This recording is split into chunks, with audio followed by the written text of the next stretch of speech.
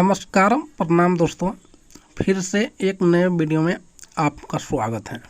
Video start करने से पहले मैं आपको बता दूं कि अरविंद अकेला कल्लू का सॉन्ग आ रहा है आप सबके बीच में बहुत जल्द। तो इस वीडियो में मैं आपको क्लियर करने वाला हूं कि सॉन्ग कब आएगा कि नहीं, तो आप लोग वीडियो में बने रहिएगा।